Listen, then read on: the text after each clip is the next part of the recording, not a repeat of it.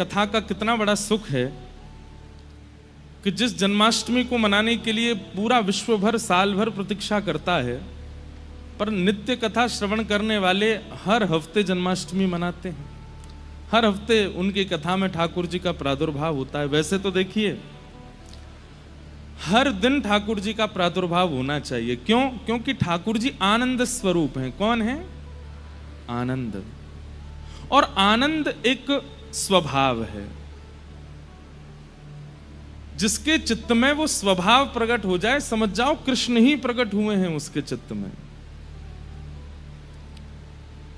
जितने भी भक्तों की गाथा आप लोग सुनते हैं मंच से, इन सब भक्तों के दर्शन, श्रवण और इनका केवल एक बार संस्पर्श यदि प्राप्त हो जाता था तो ही आनंद। अब आप सोचिए, भक्तिमती मीराबाई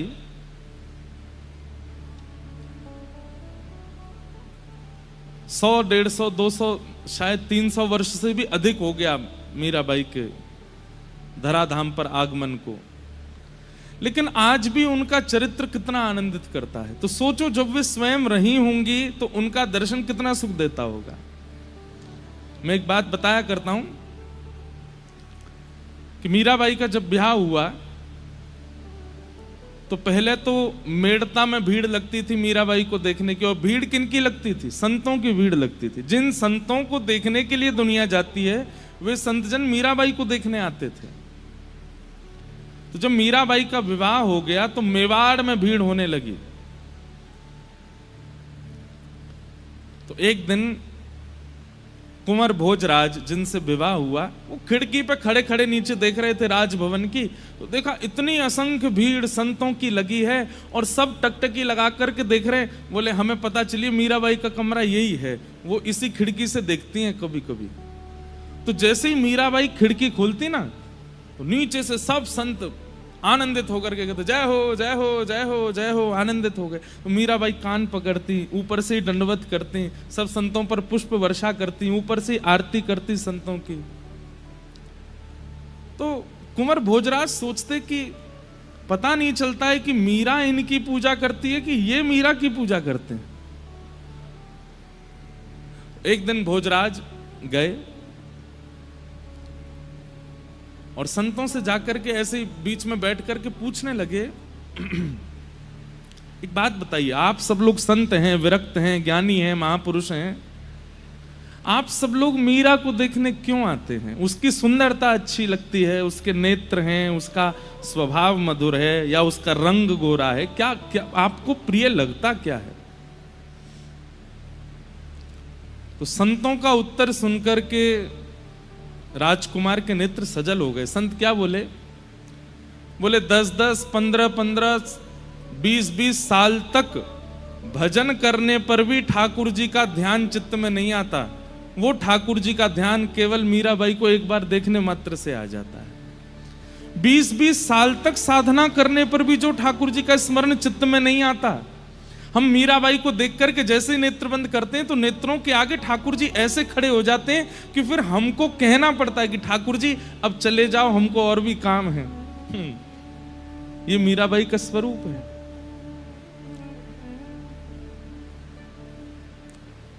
तो विचार कीजिए, उन संतों के, उन महापुरुषों के दर्शन कैसे रहे होंगे जिनका हम श्रवण सुन करके आनंदित हो जाते हैं, पवित्र हो जाते हैं। क्योंकि उनके चित्त में आनंद है, वो आनंद श्री कृष्ण हैं। एक बात मेरी बहुत ध्यान से सुनिएगा, केवल प्रवचन से आपके चित्त में कृष्ण प्रकट हो रहे हैं, केवल बातें सुनाने से ही ठाकुर जी का अनुभव हो रहा है, तो इसमें मेरी कमी है। आपके भजन, आपके साधन, आपके नाम स्मरण से केवल आपका उद्धार हो रहा है तो यह आपकी कमी है। आप जिस सभा में जाओ, जिस व्यक्ति के सामने जाओ, जिस क्षेत्र में जाओ, आपकी उपस्थिति से भी थोड़ा औरा बदलना चाहिए उस जगह का, तब समझो कि भजन अब प्रस्फुटित हो रहा है। भक्त प्रहलाद, उनकी भक्ति का रंग धीरे धीरे चढ़ने लगा था राक्षसों पर, दैत्यों पर। एकमात्र हिरण्यकश्यप थे, उनके ऊपर प्रभाव नहीं पड़ रहा था। बाकी तो हिरण्यकश्यप जिन राक्षसों को कहता था कि मार दो, उनके चित्त में भी भक्ति जागृत होती थी प्रहलाद जी के प्रति। हमारे पूज्य नाना जी पंडित श्री कृष्णलाल शास्त्री जी बहुत अच्छे भागवत के वक्ता थे। बड़ी सरल सरल भाषा में अर्थ बताते थे। तो मुझसे एक दिन बोले लाला, प्रहलाद जी की भक्ति, प्रहलाद जी के संकीर्तन में सब आके कीर्तन करने लगे, सबके चित्त में भक्ति प्रकट होने लगी, लेकिन हिरण्यकश्यप पर उसका कोई प्रभाव नहीं पड़ा। मैंने कहा हाँ नाना जी, क्यों नहीं पड़ा? और मैं नाना जी बोलते बड़ी सहज भाषा में, बोले भैया स्विच ते करंट निकले तो जितने बल्ब ठीक होंगे वो जल जाएंगे, जो फ्यूज होगा वहां में कितनों करंट डालो वो जलेगा ही ना। समझ में आई बात? अगर बल्ब फ्यूज है, कितना भी करंट दे दो उसको, वो जलेगा नहीं? जल सकता। करंट आने पर बल्ब जल रहा है, इसका मतलब वो भीतर से फ्यूज नहीं है। ऐसे ही प्रहलाद जी जब कीर्तन करते तो राक्षस भी कीर्तन करने लगता है, लेकिन हिरण्यकश्यप नहीं करता था। क्यों? फ्यूज था। तो मैंने कहा नाना जी फ्यूज क्या है? बोले वैष्णव अपराध, भक्त अपराध जो कर देता है वो फ्यूज हो जाता है। फिर उसको कितना भी सत्संग सुनाओ, उसको कितनी भी कथा सुनाओ, उसको कितने भी संतों के दर्शन कराओ, उसका बल्ब जलता ही नहीं है। क्यों? फ्यूज पड़ा है। इसलिए किसी चिकित्सक कौन है? गुरुदेव के पास जाकर के उसको अपने फ्यूज ठीक करवाने चाहिए, तभी करंट असर डालेगा। और इसमें दूसरी बात क्या है? आप नाम जप करते हैं, आप उर्दपुंड लगाते हैं, आप कथा सुनते हैं, लेकिन आप जब अन्य सभा में जाते हैं तो आपकी उपस्थिति से सामने वाले पर भक्ति का कोई प्रभाव नहीं होता, तो इसका मतलब आपके करंट में कमी है। आप जिस सभा में जाएं उस सभा में तनिक परिवर्तन होना चाहिए, तब समझो कि हमारी भक्ति। भैया देखो, एक मेरी बात सुनना।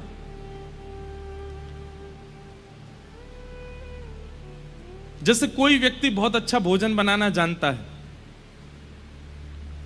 वो अगर आपके सामने आता है तो कई बार भोजन को देखे बिना ही मुंह में पानी आ जाता है। उस व्यक्ति को देख, अरे भैया आप चाट बल्ला बहुत अच्छा बनाते हो, आपको देखते ही मुंह में पानी आ गया, कुछ बना दीजिए।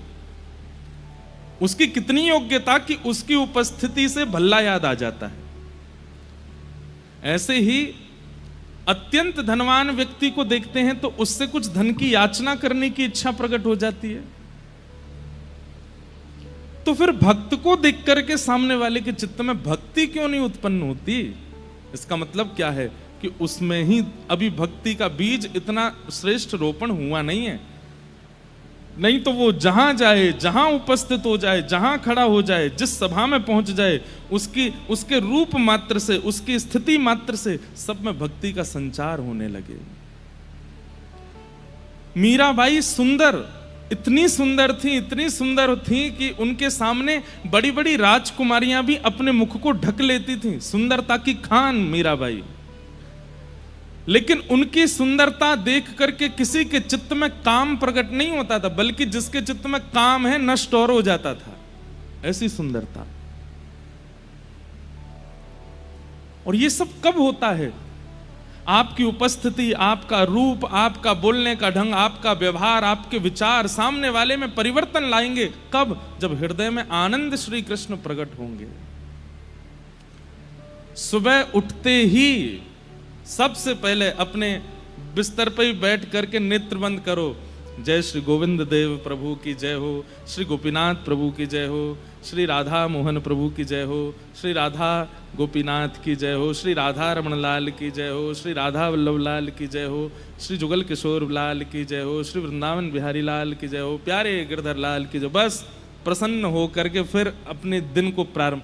आ गए आनंद श्री कृष्ण चित्त में।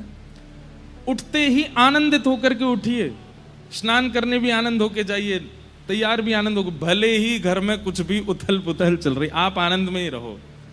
2-4 दिन आपको प्रयास करना है, 5वें दिन से अपने आप नियम बन जाएगा। अरे कहां तक कहें, नित्य सप्तनिधियों का स्मरण करके आप उठना प्रारंभ करेंगे ना, तो 10, 15, 20 एक महीने में ऐसा होगा सप्तनिधि ही आकर के उठाएंगे स्वप्न में, अरे उठ जा, वो रह गई है। कभी गोपीनाथ जी उठा रहे हैं, कभी राधा रमण जी कहेंगे लाला उठ जा। आनंद घन श्री कृष्ण को चित्त में प्रकट करना ही जन्माष्टमी है, जन्मोत्सव है ठाकुर जी का।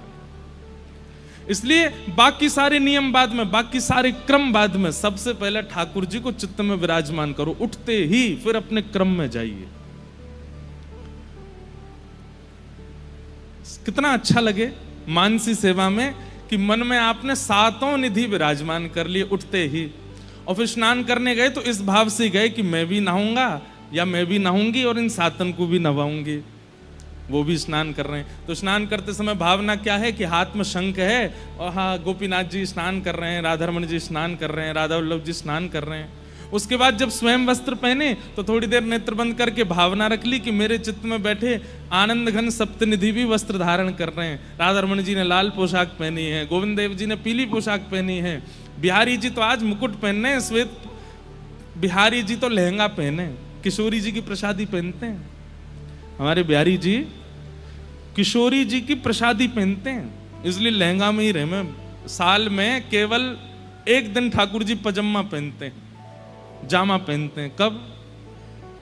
या तो कृष्ण जन्माष्टमी पर पहनते हैं या फिर अक्षय नवमी, अक्षय नवमी की अक्षय तृतीया, अक्षय तृतीया, हाँ अक्षय तृतीया को पहनते हैं। उस दिन चरण दर्शन होते हैं उनके, बाकी दिन तो चरण दुबके ही रहे हैं। तो ऐसे भावना कर लो, जब स्वयं के श्री धारण करो, स्वयं का तिलक धारण करो, तो मानसी में ये भी धारण कर लो। श्री राधा रमण जी का गौड़िया तिलक धारण करा दिया, बिहारी जी को हरिवंशी हरिदासी तिलक धारण करा दिया, श्री राधा वल्लभ लाल जी की पत्रावली कर दी है, गोविंद देव जी की पत्रावली कर दी है।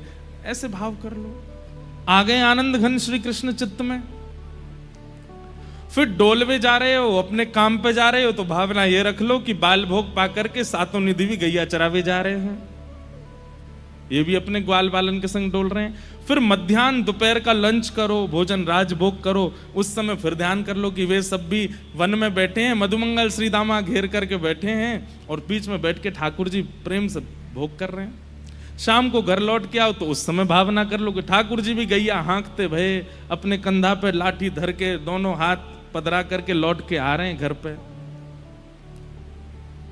कितना सुंदर भाव बन जाए ऐसी स्थिति। अब जब सोने जाओ तो फिर वहां पे भी ये भाव रख लो, नैनों में नींद भर आई लालन के, नैनों में नींद भर आई। पहले ये पद गा करके हृदय में विराजमान ठाकुर जी को पढ़ा दो और फिर स्वयं भी पढ़ जाओ। कितना सुंदर हो, इससे बढ़िया मानसी सेवा और क्या हो सकती है। और आप ऐसे विराजमान करने लगे ठाकुर जी को चित्त में और अपनी क्रिया में उनकी क्रिया समझने लगे, आपके चित्त में आनंद घन प्रकट हो जाएंगे। और वही जन्माष्टमी जो साल में एक बार होती है वो हर दिन होने लगेगी। फिर बिना क्रीम के ही ग्लो करेगा ये चेहरा, बिना किसी भी क्या बोलते हैं उसको प्रकार के व्यंजन करने से, बहुविधान करने से आकर्षण आ जाएगा चेहरे में। आपकी इच्छा नहीं होगी कि ग्लो आवे, आकर्षण आवे, लोग अपने आप आकर्षित होंगे। और आकर्षित भी काम से नहीं, क्रोध से नहीं, लोभ से नहीं, भक्ति से होंगे। इसलिए केवल दीक्षा लेना, केवल शरणागति लेना, केवल माला हाथ में अपने कल्याण के लिए नहीं है। ये चित्त में ठाकुर जी को धारण कर करके स्वयं भी प्रसन्न रहिए और जिन जिन से भी मिलो उनको भी वो आपसे कहने लग जाएं कि आपको देख करके बड़ी पॉजिटिव वाइब्स आती है, हमको आपको देख के बड़ी सकारात्मकता अनुभव होती है। बस समझ जाओ कि हाँ मैं नहीं दिख रहा हूं इनको, लाल जी दिख रहे हैं भीतर बैठे हुए, वही आकर्षण कर रहे हैं। ये सब भावना आचार्य चरणों की रही है, ये सब भावना पूर्व भक्तों की रही है, इसलिए उनकी हर दिन जन्माष्टमी थी। लेकिन हमारी एक ही होती है साल में, और कथा सुनने वालों की हफ्ता में एक होती है। पर हर दिन कृष्ण को प्रकट करो चित्त में, हर दिन निकलिए, हर दिन जन्माष्टमी की तरह उत्साह में रहिए। आप लोग जब हम कोई पद गाते हैं इतना नाचते हैं, इतना आनंद लेते हैं, जैसा आनंद यहां हो रहा है वैसा आनंद पूरे जीवन में हो जाए, तब मानिए कि अब भक्ति के पथ पर हैं हम। ये भक्ति का पथ है। हम तो कह रहे हैं यहां से घर भी कूदते कूदते ही जाया करो। जय राधे राधे, ऐसे ही जाया करो कूदते कूदते, बस में, रिक्शा में, मेट्रो में। मेट्रो वाले कहेंगे भाई कहाँ के वृंदावन के बंदर आ गए दिल्ली में। एक बात और, सिगरेट पीने वाले को खुले में पीने में शर्म नहीं आती। मद्यपान करने वाले, भक्ष खाने वालों को खुले में सब करने में शर्म नहीं आती। और अब तो हमारी महान दिल्ली में प्रिया प्रियतमों को खुले में मिलने में बिल्कुल भी लज्जा नहीं होती। तिलक लगाने में इतनी लज्जा क्यों? ये वैष्णवों को लज्जा क्यों आती है वैष्णवता धारण करने में? जो ये सब व्यसनी क्रम करते हैं उनको बिल्कुल भय नहीं लगता कि लोग हमको टोकेंगे, फिर वैष्णवों को भय क्यों लग जाता है? अभी एक भैया, अभी यहां नामकरण कर रहे थे सबका, तो एक भैया नहीं आए तिलक लगा के, तो पंडित जी टोके, आपने तिलक नहीं लगाया, दीक्षा हो गई। ऑफिस से आया अभी, तो क्यों ऑफिस में क्यों नहीं लगा के गए? ज्यादा ही टोका टाकी होती है, आपको उससे पीड़ा होती है। तो श्री संग ही रखो, जब लगे कि अब बस निकले हैं ऑफिस से कॉलेज, तुरंत लगा लीजिए, बिना तिलक के रहे नहीं। ये तिलक नहीं है, ये स्वयं श्री जी हैं, स्वयं किशोरी जी हैं। अब आप किशोरी जी को चित्त में तो बुलाना चाहते हैं, किशोरी जी की आराधना तो करना चाहते हैं, पर उनको धारण करने में आपको लज्जा के, ये तिलक स्वरूप मान करके धारण मत कीजिए इसको। ये स्वयं किशोरी जी हैं, इनको श्री कहा जाता है। हमारे गौड़िया वैष्णव धारण करते हैं, वो तुलसी धारण करते हैं ठाकुर जी के चरणों के साथ। अब भगवान के चरण धारण करने में लज्जा, तो फिर भक्ति क्यों कर रहे हैं हम? ये भैया ये सब नंदोत्सव के प्रतीक हैं। तिलक धारण करना, हृदय में मानसी में श्री ठाकुर जी की सेवा करना, नित्य भगवान नाम में रमित रहना, जीवन की कैसी भी परिस्थिति आ जाए आप प्रसन्न ही हो ऐसे रहना, ये सब नंदोत्सव के प्रतीक हैं। ऐसे रहिए। ये नंदोत्सव एक ही दिन नहीं होना चाहिए, हर दिन होना चाहिए। तब आपको गाने का अधिकार है। नंद घरा नंद भयो जय कन्हैया लाल की, नंद घरा नंद भयो जय कन्हैया लाल की, हे मन में आनंद भयो जय कन्हैया लाल की, मन में आनंद भयो जय कन्हैया लाल की, ओ जय कन्हैया लाल की, जय कन्हैया लाल की, जय कन्हैया लाल की, जय कन्हैया लाल की, जय कन्हैया लाल की, जय यशोदा लाल की, जय कन्हैया लाल की, जय यशोदा लाल की,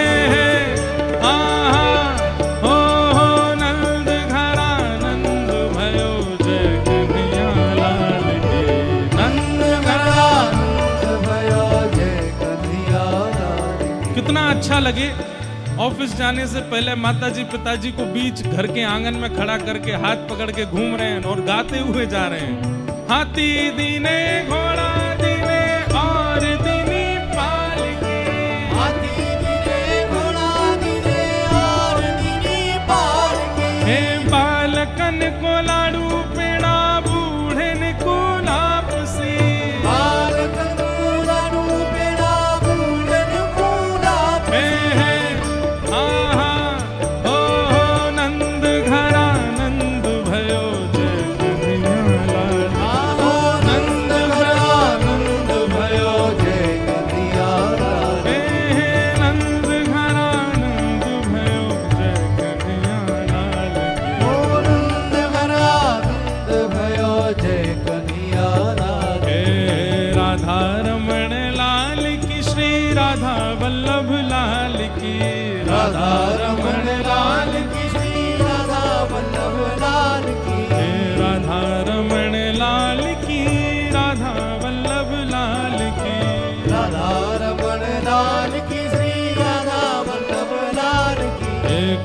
बिहारी लाल की, श्री गिरधर गोपाल की, कुंज बिहारी लाल की श्री गिरधर गोपाल की। कुंज बिहारी लाल की श्री गिरधर गोपाल की।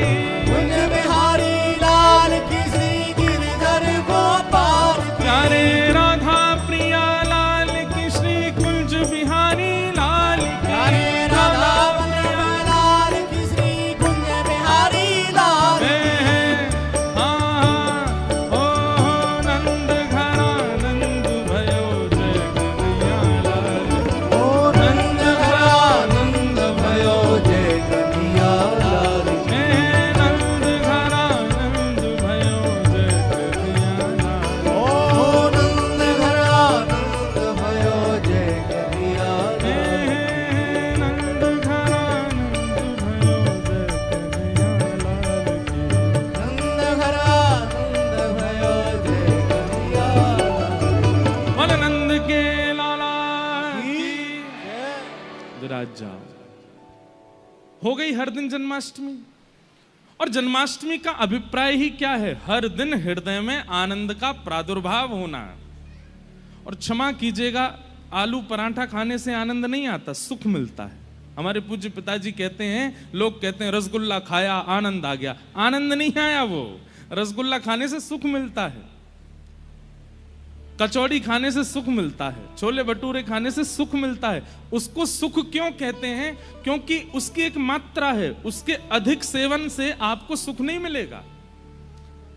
एक सीमित है, सीमित से ज्यादा जैसे ही आप उसका उपभोग करोगे तो वही वस्तु आपको कष्ट देने लगेगी। और जिस वस्तु से कभी ना कभी कष्ट मिलेगा वो आनंद नहीं हो सकती।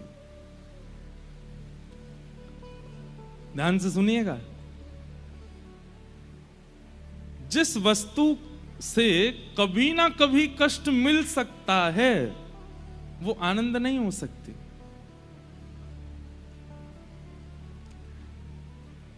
बुरा नहीं मानिएगा, माता पिता जब उनका ब्याह हो जाता है तो उनकी बड़ी इच्छा होती है कि एक संतान हमारे घर में हो। जब संतान हो जाती है इतने खुश होते हैं माता पिता, इतने प्रसन्न होते हैं। श्री जी की कृपा से हमारे घर लाला भयो लाली भाई जो भी, धीरे धीरे वो बड़ा होने लगता है। जैसे ही घुटनों पर चलने लगता है, जैसे उसके 2 दांत निकल जाते हैं, हाथ पांव निकलने लगते हैं, फिर वो निकल के भागता है।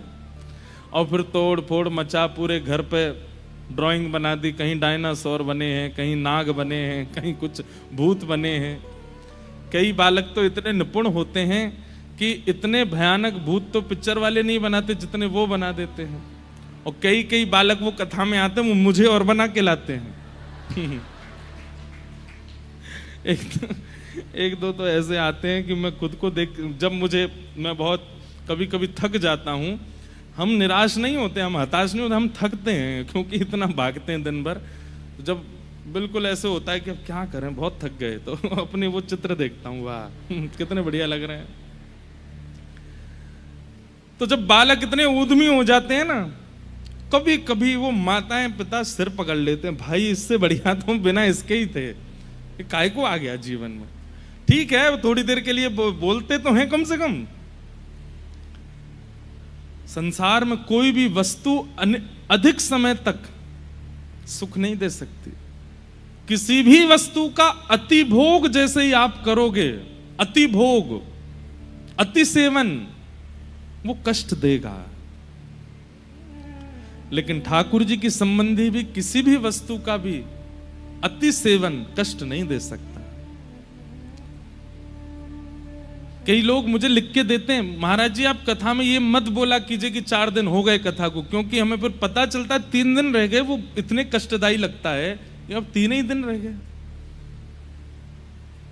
अब पीड़ा की पराकाष्ठा, कईयों को नहीं हो रहा होगा, कईयों को कोई फर्क नहीं पड़ रहा है, ठीक है यार बोलते रहते हैं, हम तो केवल आमंत्रण पे आए, हमारे परिवार वालों ने बुलाया तो आ गए, हमको क्या, तुम आज जाओ कल चले जाओ। पर कईयों की स्थिति, अब हम बता दें कि परसों कथा पूरी होनी है और उसके बाद 2 साल तो दिल्ली में कथा नहीं है। कितनी पीड़ादायी लगती है ये बात, आपको भी लगती है, हमें भी लगती है कि इतने वैष्णव, जबकि हमारी तो कथा है ही है सब जगह, पर लगता है, हृदय में चुभता है। हमारे गिरधर लाल जी का उत्सव होता है, हर साल होता है, लेकिन उत्सव का विश्राम दिवस, जबकि इतने थके होते हैं 7 दिन के, लेकिन विश्राम दिवस पर लगता अब 1 साल बाद उत्सव होगा।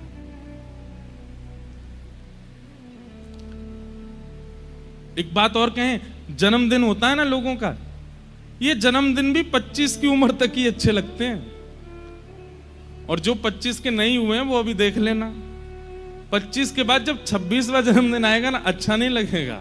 27वें जन्मदिन में हो गए, ठीक है यार, ये तो कोई ऐसा, जैसे मतलब अच्छा तो लगता है, पर बचपन में जैसा एक्साइटमेंट होता था वो खत्म होने लगता है, धीरे धीरे कम हो जाता है। लेकिन ठाकुर जी के संबंध का, अब जन्माष्टमी, कभी एक्साइटमेंट उसमें कम नहीं होता। 80 बरस के हो जाओगे तो भी सुख ही मिलेगा। क्यों? क्योंकि वो सुख नहीं है, वो आनंद है, जिसका अति सेवन पीड़ा ना देता हो, वो श्री कृष्ण है। ऐसे श्री कृष्ण नंद भवन में आज प्रकट हुए हैं। नंदस्त्वात्मज उत्पन्ने जाता ह्लादो महामना आहूय विप्रान् वेदज्ञान स्नातः सुचिरलंकृतः वाचयित्वा स्वस्तेनं जातकर्मात्मजस्य वै कारयामास विधिवत् पितृदेवार्चनं तथा। नंद जी के घर लाला भयो है, और कैसो लाला भयो है, अब सोचिए, सुनिएगा, ये ब्रज की लीला है। ब्रजवासियों ने, एक तो होता है कि आपने बालक का दर्शन किया, बालक को देख लिया और उसकी सुंदरता देख करके आप आनंदित हो गए, पर यहां ब्रज में स्थिति ऐसी हो रही है, सब लोग इधर देखो, ध्यान से सुनो, जिसके कान में ये स्वर पड़ता है ना कि नंद जी के लाला भयो है, तो उसके नेत्र अपने आप बंद हो जाते हैं और उसको घर बैठे बैठे ही ठाकुर जी की झांकी दिखने लगती है। उसको वही अनुभव होने लगता है, आहा, ऐसे नील वर्ण की कांति होगी, गोल मटोल से गाल होंगे, कमल जैसे नेत्र होंगे, मधुर मधुर हाथ होंगे, और वो वही नृत्य करने लगता है। ऐसी स्थिति बन गई। बंधुओं, एक बात बताएं आपको, संसार के किसी भी व्यक्ति को बिना देखे आप उसकी व्याख्या सुनकर के उसकी मूर्ति चित्त में नहीं बना सकते। एकमात्र श्री कृष्ण हैं जिनकी व्याख्या उनकी प्रतिमा को प्रकट कर देती है, जिनकी व्याख्या, जिनका कथन उनके रूप का लावण्य प्रकट कर देता है। एकमात्र कृष्ण ही है। और ये अनुभव करके देख लीजिएगा, कोई घर में विवाह का संबंध आवे, आप बिना फोटो देके पूछो लड़का कैसा है, उसके ऐसे सुनहरे बाल हैं, 6 फीट की हाइट है, ऐसे उसके हाथ हैं, ऐसे उसके पैर हैं, आप स्वरूप बना ही नहीं पाओगे। लेकिन आपने श्री कृष्ण को नहीं देखा है,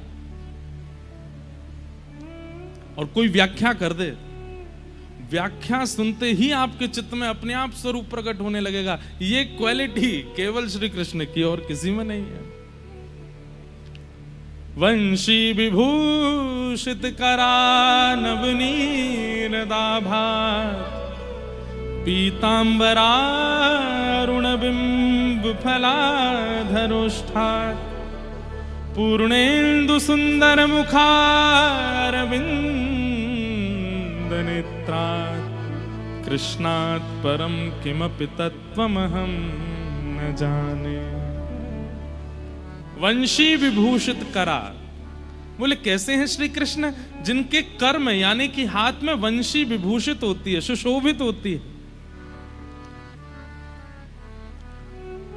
पीतांबर धारण करते हैं, नवनील दाभात, उनका श्रीअंग कैसा है, बोले जैसे कोई नीला गहरा पानी हो ऐसा रंग है ठाकुर जी का। उसके ऊपर पीतांबरी पहनते हैं, और ठाकुर जी की पीतांबरी कैसी है, हमारे श्री ठाकुर जी पीले वस्त्र पहनते हैं, लेकिन पीले भी झीने पहनते हैं। ध्यान से सुनिएगा, शीतकाल में ठाकुर जी, सर्दियों में मोटे कपड़े पहनते हैं, पर ग्रीष्म काल में ठाकुर जी झीने वस्त्र पहनते हैं। झीने मतलब कि भीतर की जो श्याम वर्ण कांति है वो बाहर दिखती है ठाकुर जी की, ऐसे वस्त्र पहनते हैं। पीतांबरा अरुण बिंब फलाधरोष्ठात। उनका मुखमंडल कैसा है? बोले एक कमल की जैसी आकृति मुखमंडल, सब कमल जैसा ही है ठाकुर जी का। अद्भुत सुंदर ठाकुर जी के ओष्ठ हैं। ठाकुर जी के होठ कैसे हैं? जैसे एक धनुष की आकृति होती है ना, सुंदर धनुष की आकृति, बीच से ये जाते हैं ऐसे, और फिर नीचे से जो उसका जो प्रत्यंचा होती है उसको थोड़ा सा खींचा जाए तो ठाकुर जी के होठ प्रकट हो जाएंगे, ऐसे होठ हैं।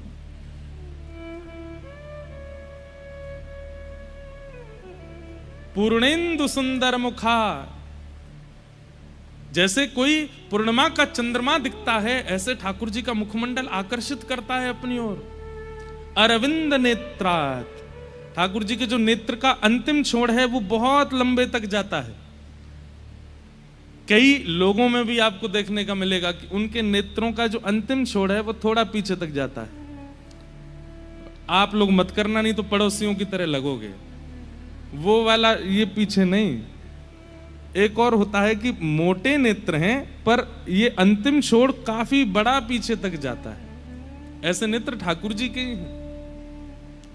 इसलिए ठाकुर जी की जो ये काली माँ है ना बीच की, ये जब ऐसे तिरछे देखते हैं हम यहीं तक देख सकते हैं, पर ठाकुर जी यहां तक भी देख लेते हैं, वो ऐसे घूम जाती है। उसी को तो कहते कटाक्ष नेत्र। जादू भरी तेरी आंखें जिधर गई, नैनों की कटारी वारी वारी छुई मुई छतियां से तर गई। ऐसे ठाकुर जी के नेत्र हैं। कहां तक वर्णन करें? अभी तो जन्म भयो लाला को। जन्म लेता बालक, बुरा नहीं मानिएगा, इतना ज्यादा सुंदर नहीं लगता। ऐसा लगता है चूहा का सा बालक, छोटा सा। उसकी मुखाकृति कैसे, छोटे से हाथ होते हैं, छोटा सा मुख होता है। अभी कोई पूछे किस पे गया है, लोग बाग बोलते हैं, घर के लोगों के तो बड़े अद्भुत आनंद होते हैं। अरे ये तो मुंह पे गया, फूफा जी आएंगे दूर के, कभी आए ही नहीं घर पे, ये तो मेरे जैसा लग रहा है। मामा कहेंगे नहीं नहीं मामा पे गया है, सब पे गया है वो बालक, किसी के जैसा नहीं होता वो। लेकिन जन्मजात बालक इतना आकर्षक होता है, ठीक है, उसके प्रति ममत्व बोलता है। धीमे धीमे वो बालक अच्छा लगने लगता है। 8-9 महीने का, 6-7 महीने का जब हो जाता है, थोड़े गाल फूल जाए, गदमदरा से हाथ है जाए, नेत्र वेत्र घुमावे, तब पता चलता है किस पे गया। पर ठाकुर जी जन्म लेते ही इतने आकर्षक लग रहे हैं। वर्णन आता है कि यशोदा मैया ने कितने दिनों तक तो ठाकुर जी को ऐसे ही रखा, बस स्वयं देखती हैं और फिर ढक लेती हैं, फिर स्वयं देखती हैं फिर ढक ले, जैसे कोई बहुत महंगा रत्न, कोई अत्यंत लोभमयी माता उसको छुपा करके रखती, किसी की दृष्टि पड़ ना जाए इस पर। ऐसी स्थिति यशोदा मैया की है। वो नील मणि को ऐसे छुपा करके रखती हैं कि कोई देख ना ले मेरे लाला को। अरे कहां तक कहें, नंद बाबा को भी दिन भर में 4 बार हाथ जोड़ने पड़े, नेक तो दिखाई दे यशोदा, तो यशोदा मैया यूं दिखाती हैं फिर रख लेती हैं, ऐसे हृदय से लगा के घूमती, मेरो नीलमणि, मेरो नीलमणि है, अरे ये तो मेरो नीलमणि है। गोपियां आती हैं, अत्यंत समीप की सखियां आती हैं, मैया हमें तो दिखाओ, तो मैया नीचे से वस्त्र हटा देती, लो चरण ही देख लो। और चरण ही इतने सुंदर हैं ठाकुर जी के, वो चरणों में ही निहाल हो जाती हैं। चरण इतने सुंदर हैं तो मुखमंडल कैसे होएगा लाला को? अद्भुत है। मैं वर्णन करता रहूंगा और आप सुनते रहेंगे, ना आप कुछ पाओगे ना मैं कुछ दे पाऊंगा। यही तो श्री कृष्ण है।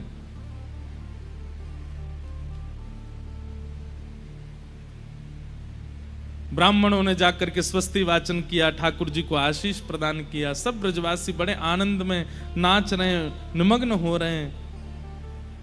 6 महीने तक नंदोत्सव ऐसे चलता रहा जैसे रात भर ही चला हो। 6 महीने ऐसे व्यतीत हो गए जैसे एक रात्रि निकल के गई हो। यह स्वभाव है संसार का कि यहां कष्ट के क्षण बहुत लंबे लगते हैं और आनंद के क्षण चुटकी के समान लगते हैं, जल्दी जल्दी निकल जाते हैं। लेकिन फिर भी हम जितना भी आनंद अनुभव करते हो, घर में ब्याह हो रहा है, 4 दिन का फंक्शन चल रहा है, तो 4 दिन जैसे ही पूरे होते हैं ना, तो फिर सब लोग बात करते हैं, ऐसा लगा कि अभी तो शुरू हुआ था, अभी पूरा हो गया। लेकिन यहां 6 महीने निकल गए। इतना लंबा समय किसी हम लोगों को अनुभव नहीं होता। 6 महीने बाद ग्वाल बाल आपस में चर्चा करते हुए कह रहे हैं, भैया रात भर है गई नाचते नाचते, देख तो ले नंद को लाला कैसो है। तब कोई आके बोलो रात भर ना नाचे, 6 महीना निकल गए। बोले 6 महीना निकल गए। हाँ, सोचो आनंद की क्या स्थिति रही होगी। भागवत जी में वर्णन आता है, अवाद्यंत विचित्राणी वादत्राणी महोत्सवे। बोले कैसा महोत्सव मनाया आनंद भवन में।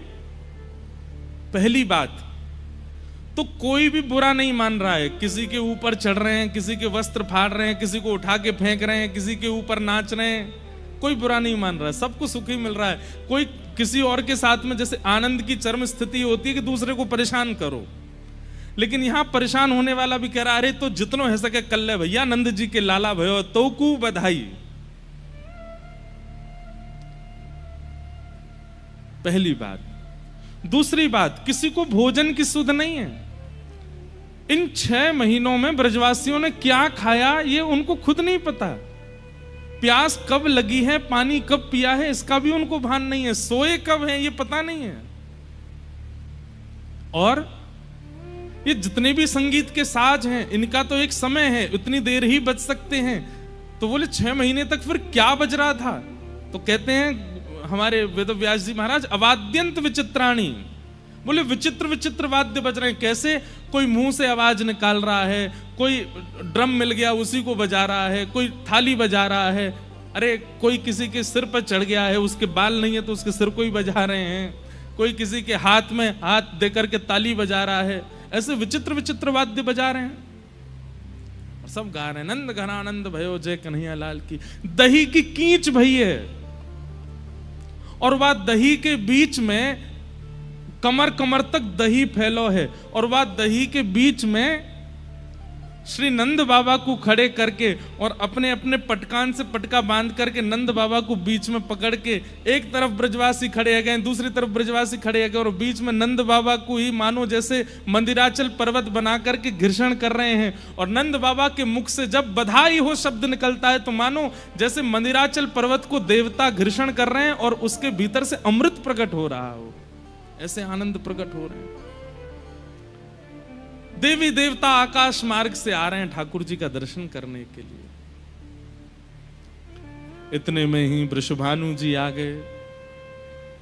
और वृषभानु जी कैसे आए? अनेक ब्रजवासियों को लेकर के आए, सबके सिर पर बड़े बड़े थाल हैं और उन थालों में सामग्रियां रखी हुई हैं।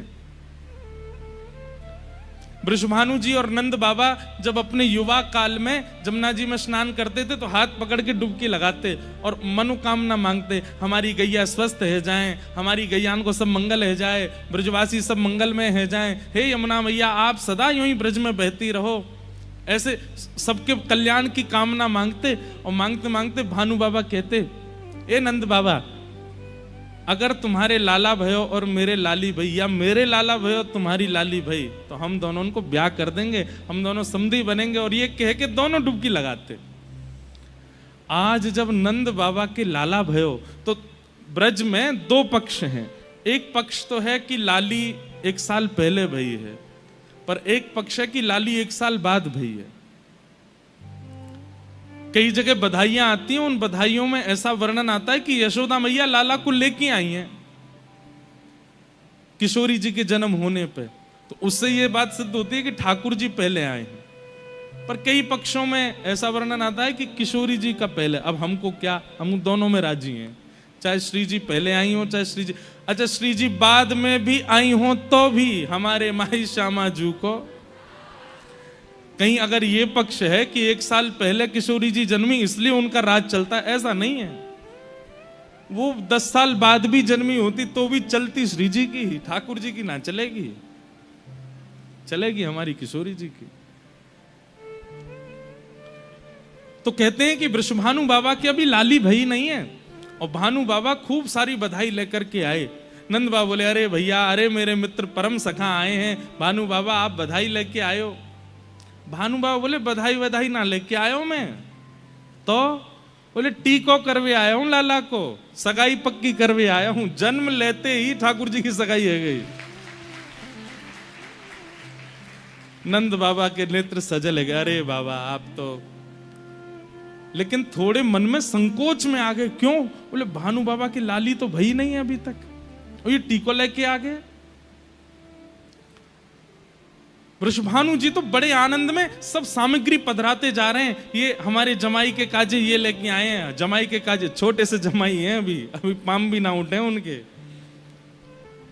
छोटे से जमाई की धोती आई है, बगलबंदी आई है, टोपा आयो है।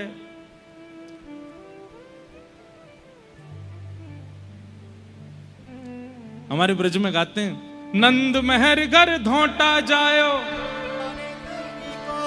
ये देखो कुछ लोगों को पता है, मैं कहूंगा नंद महर घर धोटा जायो, आपको कहना बरसाने से टीको आयो। टीको तिलक आयो ठाकुर जी को। नंद महर घर धोटा जायो, बरसाने ते टीको आयो। नंद महर घर ढोटा जायो, बरसाने ते टीको आयो। नंद महर घर ढोटा जायो, बरसाने ते टीको आयो। हे नंद महर घर लाला आयो, बरसाने ते टीको आयो। हे नंद महर घर ढोटा जायो, बरसाने ते टीको आयो। श्री नंद महर घर ढोटा जायो। बरसाने ते टीको आयो। ऐसे सब गाने लगे। बोले नंद महर घर लाला आयो, बरसाने से टीको आयो। टीको आयो ठाकुर जी के काज। नंद बाबा बड़े प्रसन्न हैं, लेकिन बड़े संकोच में कि लाली तो भई नहीं है, पहले टीको कर रहे हैं। तो बड़े संकोच में नंद बाबा ने धीमे से पूछा, भानु बाबा एक बात करनी है। बोले कहा?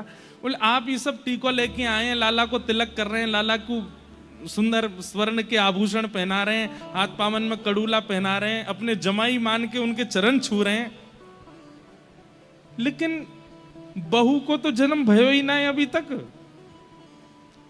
बिना बहू के आपने जमाई पक्को कर लियो, खुद सास ससुर बन गए। बुरा मत मानियो, मैं जानू आपको कष्ट होगा अगर मैं ऐसा कहूंगा तो, लेकिन लाली तो भई नहीं अभी तक। भानु बाबा बोले, ए नंद बाबा, हमको ऐसी उड़ती उड़ती खबर लगी है कि तुम्हारो लाला जो है साक्षात नारायण ही आयो है, और नारायण को यदि हम तिलक कर जाएंगे, नारायण तो परब्रह्म है, परब्रह्म तुम्हारो लाला नहीं है लेकिन परब्रह्म समान है ना। अगर हम परब्रह्म समान को तिलक कर जाएंगे, पहले ही सास ससुर की पदवी पर आ जाएंगे, तो फिर परब्रह्म को सोच करके अपनी बहू हमारे यहां भेजनी पड़ेगी। हमारे हम पहले ही तिलक कर रहे हैं। लाली ना है भाई, लेकिन टीको करके जाएंगे तो लाली को आनो पड़ेगा। और हम बताएं आपको एक बात, नंद बाबू बोले कहा, बोले आपके यहां लाला है वे ते हमारे बरसाने में इतना आनंद है क्योंकि हम अब पक्को कर गए कि हमारे यहाँ लाली ही आवेगी। क्योंकि ये तो निश्चित हो, लाली आपके यहाँ आती तो लाला हमारे यहाँ आतो, लेकिन लाला आपके यहाँ आए हो तो निश्चित है कि लाली हमारे यहाँ ही आवेगी। ये बड़ी अंतरंग चर्चाएं हैं हमारे ब्रज के भाव की। और फिर एक साल बाद जब किशोरी जी का प्रादुर्भाव हुआ तो यशोदा मैया गईं और अपनी गोद में ऐसे लाला को किनारे पर दबाए के लेके गई हैं। ठाकुर जी अपने जन्म के समय टीके में जो वस्त्र आए थे वही पहन के गए, पीली बगलबंदी, पीली धोती, गले में बगनखा, कानन में कुंडल, बढ़िया सुंदर तिलक। लाला जैसी बाहर आए तो यूं लग रही 1 साल को दुल्हा जा रहा है, अभी अभी बहू को जन्म भयो है, मुंह दिखाई कहवे जा रही है। आहा, वहां किशोरी जी पलना में है, पूरे बरसाने में उत्सव है रो है। और जैसे ही नंद बाबा यशोदा मैया पहुंची, सब लाली को देख देख करके महाराज रतन लुटा रहे हैं। अच्छा एक बात और बताएं, बरसाने को उत्सव देख करके नंद और यशोदा आपस में चर्चा कर रहे हैं। बोले हमारे लाला को उत्सव 6 महीना तक चलता रहो, रास्ता में पहले तो चर्चा हेती आ रही कि हमारे जैसा उत्सव ना करेंगे वृषभानु जी, लेकिन जैसे ही बरसानो आने वारो है, दूरते ही चंदन की सुगंधी आ रही है, केसर की सुगंधी आ रही है, इत्र की सुगंधी आ रही है। नंद बाबा कह रहे हैं अरे भैया इतनी सुंदर सुगंधी कहां से आ रही है? बोले कि बरसाने तैयार। अरे बरसाने तो अभी बहुत दूर है, तो सोच लो किलोमीटर दूर तक तो सुगंधी आ रही है, तो उत्सव कैसे है होगा?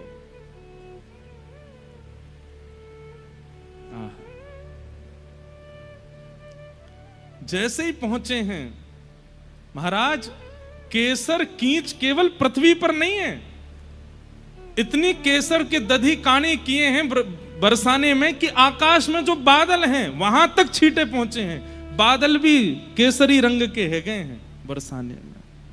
देख करके नंद बाबा आश्चर्यचकित है गए, ऐसा उत्सव कभी सुना नहीं, कभी देखा नहीं। नंद बाबा यशोदा मैया तो बोले हमारो उत्सव तो कछु ना भय हो जैसो इनको हैरो है। लाली के प्रकट को यशोदा मैया ने जैसे ही लाली निहारी हैं पलना में, जितने रत्न लेके आई, जितने स्वर्ण चांदी आदि सब लेकर के आई लाली को देवे के काजे, वो सब तो फीके लगन लगे। सब सखियां लाला के दें, लो मैया अर्पण कर दो। अरे रहन दे, ये या के लायक ना है, अरे या की उपमा के आगे फीके हैं, इनको किनारे कर दे, ये सब या के योग्य हैं ही नहीं। जबकि यशोदा मैया कोई सामान्य रत्न लेकर के नहीं आई हैं, लेकिन किशोरी जी की मुखाकृति के आगे सब फीके लगन लगे। यशोदा मैया बोली मुंह पे तो कुछ है ही ना कि मैं लाली को दे सकूं। तभी दृष्टि पड़ी, और दृष्टि ना पड़ी होगी तो बगल में बैठे लाला नोच गए होंगे, मुंह तो देख लो, मैं तो रत्न हूं। यशोदा मैया की दृष्टि पड़ी, हम भाई जी है मेरे हृदय को रत्न। तो लाला लेकर के किशोरी जी पे 8 बार वार करके लाला ही अर्पित कर दिए किशोरी जी के चरणन में। बोले जय है इनको।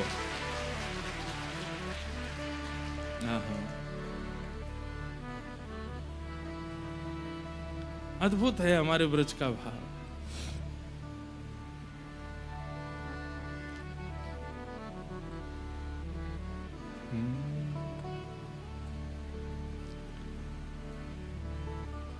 अब दोनों युगल मिले तो एक पद तो गा ही दें कोई।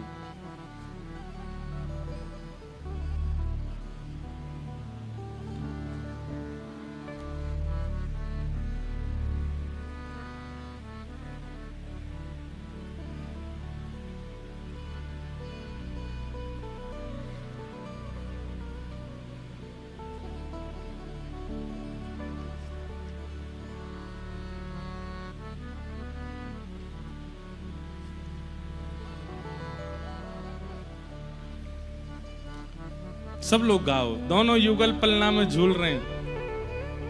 बसो मोरे नैनन में यह जोड़ी, बसो मोरे नैनन में। सब लोग गाइए, ऊंचे स्वर में गाओ। बसो मोरे नैनन में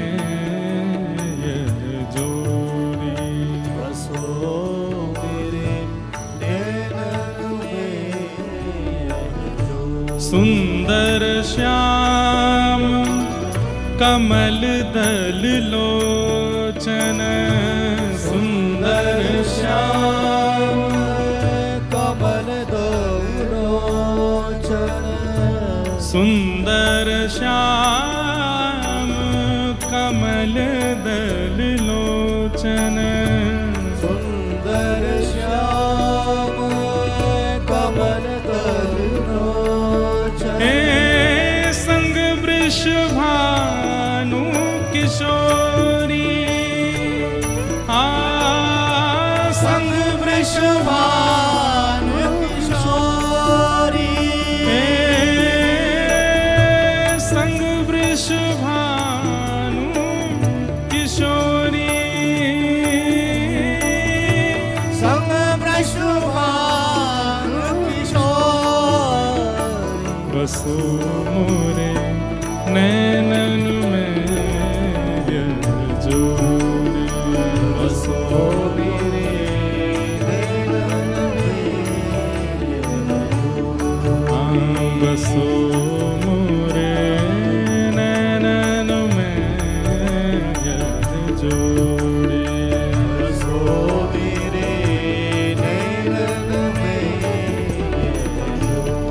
मोर मुकुट मकराकृत कुंडल, मोर मुकुट मकराकृत कुंडल, मोर मुकुट मकराकृत कुंडल, मोर मुकुट मकराकृत कुंडल, नीलांबर झकझोरी, नीलांबर झकझोरी, नीलांबर झकझोरी, नीलांबर झकझोरी, ओ सूरदास प्रभु तुमरे दरस को, सूरदास प्रभु तुम्हारे दर्श को, सूरदास प्रभु तुमरे दरस को, सूरदास प्रभु तुम्हारे दर्श को, कावरणो मति थोड़ी, कावरणो मति थोड़ी। सूरदास जी कह रहे मैं इस स्वरूप का वर्णन कैसे करूं, मेरी मति बहुत छोटी सी है। सूरदास प्रभु तुम्हारे दरस को, सूरदास प्रभु तुम्हारे दर्श को, कावरणो मति थोड़ी, कावरणो मति थोड़ी। बसो मोरे नैनन में जोड़ी, बसो नैनन में सुंदर श्याम कमल दल लोचन, सुंदर श्याम कमल दल लोचन, संग वृषभानु किशोरी, संग वृषभानु किशोरी, संग में राधा गोरी, संग में राधा गोरी। बसो मोरे नैनन में बसो मोरे नैनन में,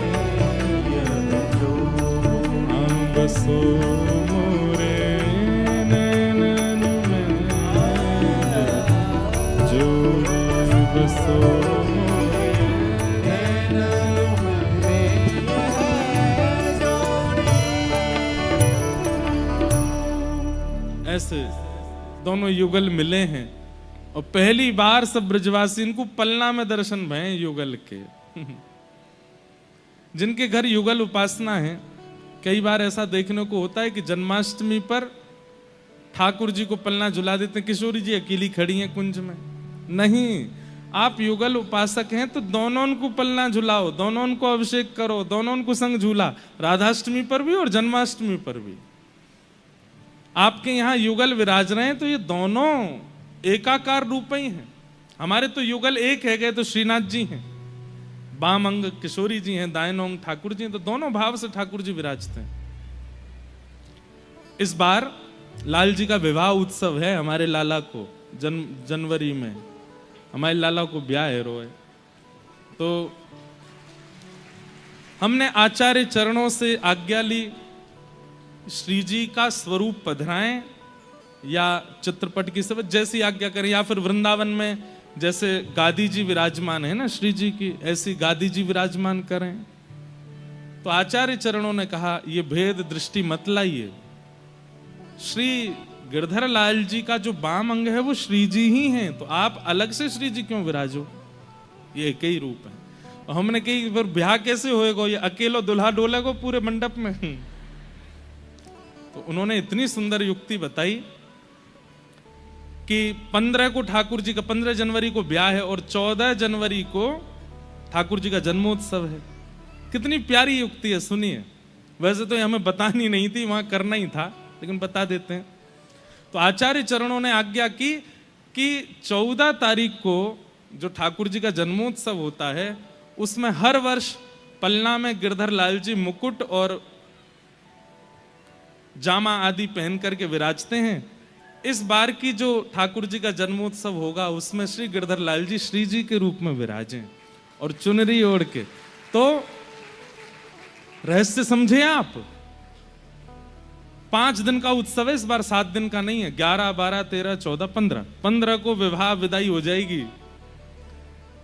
तो अर्थ ये लगाया आचार्य चरणों ने कि बहू रानी जो हैं उनका दर्शन 14 तारीख को ही होगा। बस 14 को लाल जी नहीं, बहू के ही दर्शन होंगे, श्री जी के ही दर्शन होंगे। और 15 को फिर बहू रानी तो घूंघट में है, फिर लाला दुल्हा ही दिखेगा। बस ये भाव है। तो 14 तारीख को पलना में इस बार गिरधर लाल जी श्री जी बन के विराजेंगे। हमारे लाल जी के बहुत सुंदर सुंदर चित्र हैं, श्री जी बनते हैं राधाष्टमी पे। और परंपरा भी है, नाथ द्वार में श्यामा सखी का श्रृंगार धारण करते हैं श्री श्रीनाथ जी, श्यामा सखी बन के जाते हैं किशोरी जी के दर्शन करने के लिए। तो ऐसे भाव हैं। तो जिनके युगल विराज रहे हैं ना घर में, उनसे प्रार्थना है राधाष्टमी जन्माष्टमी पे ऐसे भेद ना करे करो कि लाला विराजमान कर दिए लाली नहीं करी, नहीं, दोनों युगल विराजो। और तब ये पद गाना सूरदास जी का, बसो मोरे नैनन में यह जोड़ी। ठाकुर जी प्रकट भये, 6 दिन के लाला जैसी भये पूतना आई। पूतना के आते ही सब पूतना की रूप माधुरी को देखने में व्यस्त हो। इतनी सुंदर थी पूतना, जिन ब्रजवासियों का उत्सव कोई नहीं तोड़ पाया, उन ब्रजवासियों की मन बुद्धि सबको पूतना ने अपनी ओर खींच लिया। आचार्य चरण कहते हैं कि पूतना कौन है? भक्ति में आने वाले जितने भी विविधान आपको अपनी ओर आकर्षित करते हैं वो सब पूतना है।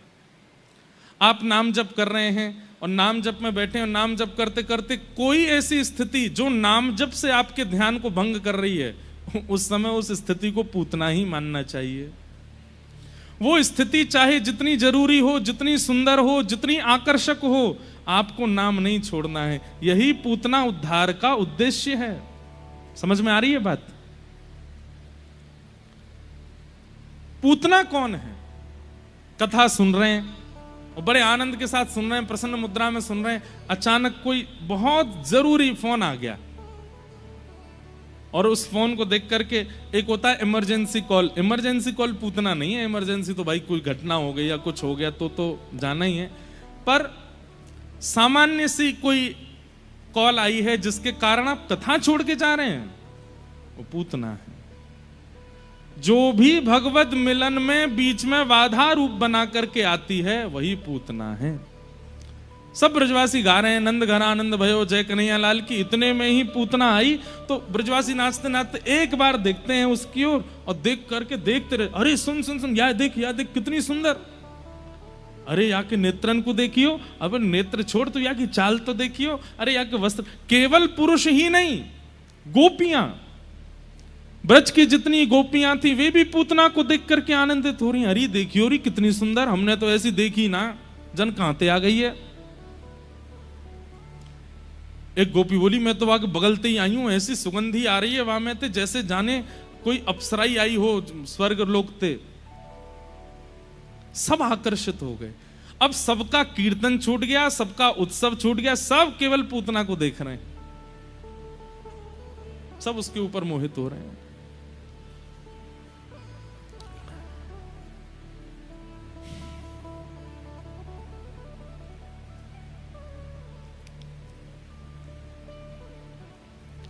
पूतना जैसे भीतर गई, नंद भवन में यशोदा मैया ने जैसी पूतना को देखा, मैया के चित्त में भी भावना आई, बड़ी सुंदर है, ये तो मेरे लाला की बहू बन जाती तो आनंद आता। मैया बोली, ठाकुर जी गोद में लेटे हैं, 6 दिन आके हैं। मन ही मन कह रहे मैया रुक जा, दिखाऊं तेरी बहू कैसी है। अभी तेने पलस्तर देखो या को, असली चेहरा तो दिखाऊंगा मैं तो। अभी तो भाई मेकअप दिख रहा है या को, रुक जा भाई, यहाँ पे पानी डालूं मैं। यशोदा, अरे बहन तुम तो बड़ी सुंदर, कहाँ ते आई हो? बोले पास के गांव ते आई हूं। अच्छा, आपके लाला भयो आशीष देवे आई हूं। ले लो, तुम्हारो ही तो लाला है, गोद में दे दियो लाला। पूतना की गोद में जैसे ही ठाकुर जी गए, ठाकुर जी ने अपने नेत्र मूंद लिए। इससे बड़ा दुर्भाग्य, मैं हर कथा में कहता हूं, इतना दुर्भाग्यशाली राक्षस कोई नहीं था जितनी दुर्भाग्यशाली पूतना थी। क्यों? इतने पास जाने के बाद भी, इतना सामिप्य मिलने के बाद भी पूतना को वह सुख नहीं मिला जो मिलना चाहिए था। ये बढ़िया बंद थे भैया, इनको बंद ही कर दो। अभी इनकी आवाज नहीं आ रही थी तो सही चल रहा था सब।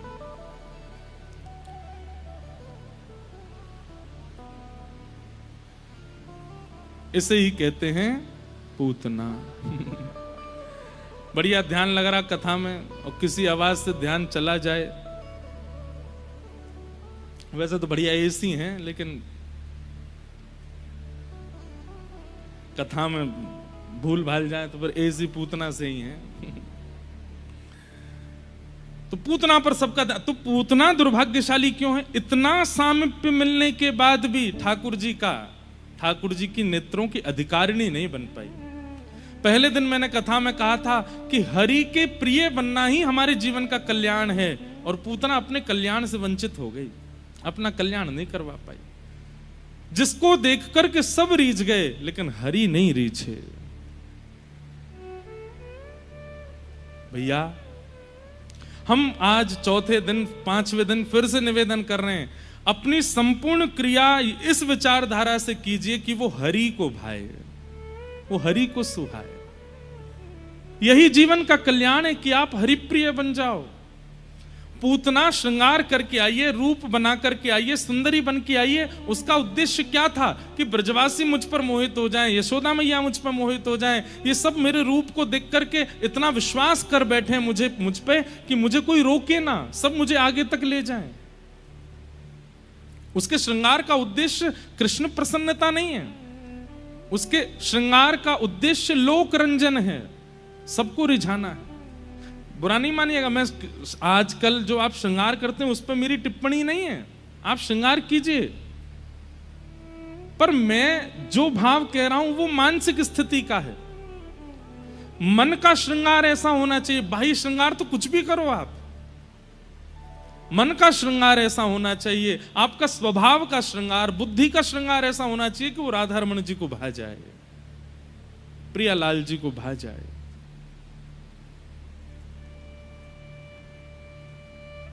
बाहर आप कुछ भी पहनिए, उससे कोई अभिप्राय नहीं होता है।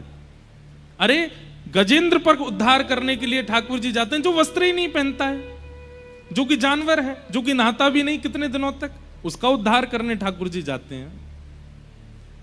प्रहलाद का उद्धार करने ठाकुर जी जाते हैं, जो कि एक सदकुल में जन्मा नहीं, जिसके घर मांस भोजन भी किया जाता होगा।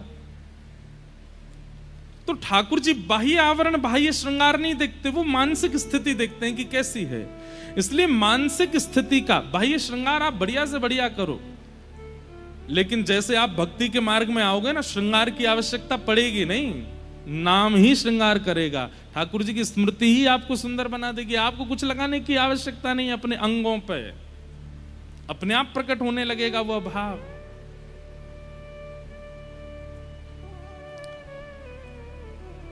पूतना हृदय से राक्षसी है, पर सबको क्या दिखा दे आइए कि मैं तो लाला को आशीष देवे आई हूं, मैं तो यशोदा के लाला को सुख देवे आई हूं। यही ठाकुर जी को प्रिय नहीं है। जैसे ही ठाकुर जी के समीप गई, भगवान ने नेत्र बंद कर लिए।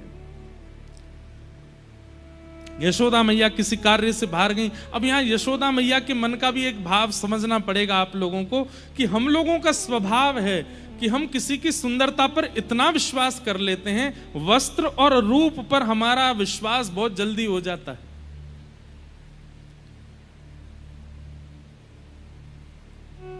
यदि सुंदर रूप ही विश्वास के पात्र होते तो श्याम सुंदर गोरे होते, सांवले नहीं। श्री कृष्ण कृष्ण बनकर के ये बात बता रहे हैं कि भैया समाज के लोगों ने हमारी ओर देखो, हम श्याम वर्ण के हैं, हम कृष्ण हैं। इस बात से ठाकुर जी आपको ये प्रत्युत्तर दे रहे हैं, ये प्रमाणित कर रहे हैं कि सुंदरता देख करके विश्वास मत कीजिएगा। यदि रूप ही सुंदर होना, रंग ही सुंदर होना विश्वास का प्रतीक होता तो हम भी गोरे बन के आते, हम श्याम बन के आए। ये बहुत बड़ा संदेश दे रहे हैं ठाकुर जी हम सबको। इसलिए भैया रूप पे बहुत जल्दी आकृष्ट मत हुआ करो।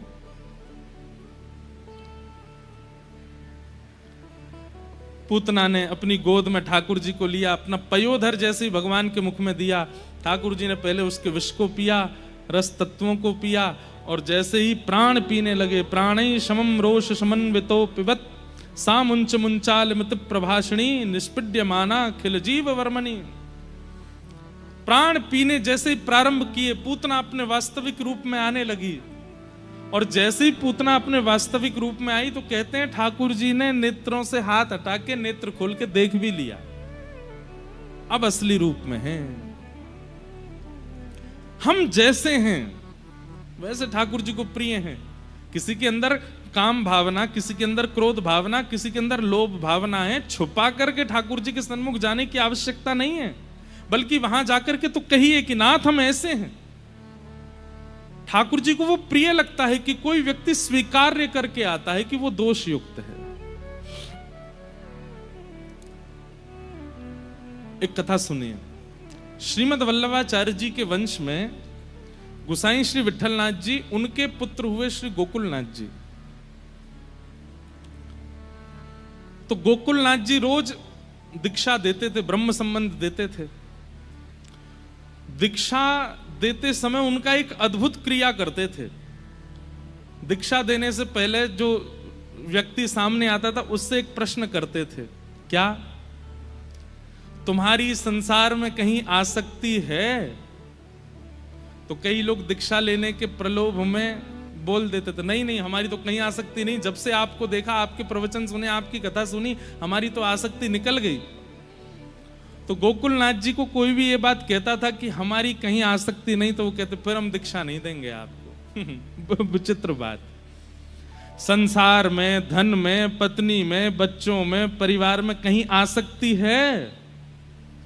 सामने वाला कहता नहीं है, तो गोकुलनाथ जी कहते ठीक है, तो फिर दीक्षा नहीं होगी तुम्हारी, जाओ। एक बार एक ने पूछा, बोले महाराज जी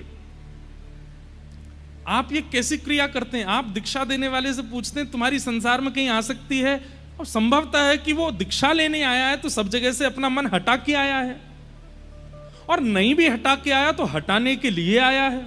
आप ऐसा सुनकर के उसको छोड़ क्यों देते हैं? गोकुलनाथ जी कहते भैया श्याम सुंदर तो आसक्ति के अधिकारी हैं। अगर किसी के चित्त में कभी आसक्ति किसी के प्रति हुई ही नहीं है तो वो आसक्ति कृष्ण में कैसे करेगा? और कृष्ण में आसक्ति नहीं होगी तो फिर उसको मैं दीक्षा कैसे दूं? हाँ, अगर कोई कह दे कि हाँ मेरी पहले यहां आसक्ति रही, फिर मैं उसे दीक्षा देता हूं कि चल तेरे अंदर आसक्ति का लक्षण है ना, बस वो संसार से हटा के ठाकुर जी में लगानी, आसक्ति है तो दीक्षा मिलेगी। ऐसे श्री गोकुलनाथ जी, मतलब वे कहते हैं, उनकी वाणी है, वे वाणी में कहते हैं कि अगर किसी व्यक्ति में कोई दोष है ही नहीं तो ठाकुर जी का कैसे होगा? किसी में काम नहीं है, किसी में लोभ नहीं है, किसी में आसक्ति नहीं है, तो ठाकुर जी का कैसे होगा? क्यों? क्योंकि काम, लोभ, आसक्ति आदि आदि ये जो अवगुण हैं ये संसार के प्रति होते हैं। गुरु कृपा करके इन्हीं दोषों को ठाकुर जी में लगाता है, तभी तो भक्ति में आगे बढ़ेगा। उनकी आज्ञा ऐसी है कि कोई आसक्त चित्त हो तभी वो गुरु आश्रय से ठाकुर जी में लग सकता है। दोष स्वीकारीकरण ठाकुर जी को प्रिय लगता है। पूतना का भगवान ने वध कर दिया। सब ब्रजवासी दौड़े देखवे के काजे कहा भयो, इतनी जोड़ते आवाज आई है तो देखी विशाल पूतना पड़ी है और वाक्य पयोधर के ऊपर लालजी लेटे भये हैं। ब्रजवासी ने जाकर के लाला उतारे, गौ माता के पास ले जाकर के लाला को स्नान आदि करायो। सब ब्रजवासी बड़े दुखी है गए, लेकिन लाला की प्रसन्न चित्तता देख करके सब प्रसन्न है गए। बोलो पूतना मर्दन भगवान की। 6 दिन के ठाकुर जी ने पूतना मार दी।